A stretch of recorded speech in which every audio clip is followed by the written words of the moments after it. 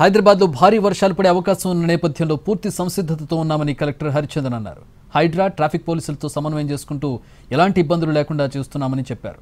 Traffic jam అయ్యే ప్రాంతాలపై special focus చేశామని అంటున్న కలెక్టర్ హరిచందన్తో మా ప్రతినిధి ప్రేమ్ ఫేస్ టు ఫేస్.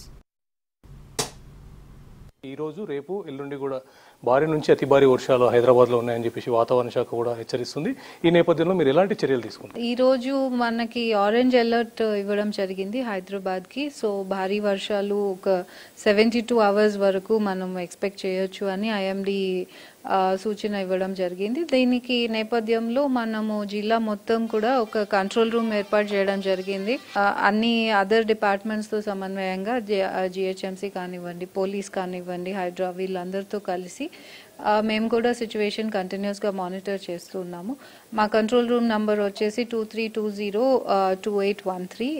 అదేవిధంగా ఒక వాట్సాప్ నంబర్ కూడా కలెక్టరేట్లో అందుబాటులో ఉంటుంది 24/7. పబ్లిక్కి ఏమైనా ఇష్యూస్ ఉంటే వాళ్ళు రేస్ చేయడానికి. దాని నంబర్ వచ్చేసి 7416687878. సో ఈ నంబర్స్కి ఎవరైనా సరే ఏదైనా ఇష్యూ ఉంటే మాకు రీచ్ అవ్వచ్చు. ఈ లోతట్టు ప్రాంతాలు ఎక్కడైతే ఉన్నాయో మూసీ ప్రవాహిత ప్రాంతాలు కానివ్వండి, ఇప్పుడు హిమాయత్ సాగర్ గేట్ ఓపెన్ అవ్వడం జరిగింది. సో దానివల్ల ఎవరికైనా ఏమైనా ఇష్యూస్ ఉంటే కూడా మాకు కంటిన్యూస్గా మా టీమ్స్ అన్నీ కూడా ఈచ్ మండల్లో డిస్ట్రిక్ట్ టీమ్స్ అన్నీ తిరుగుతున్నాయి.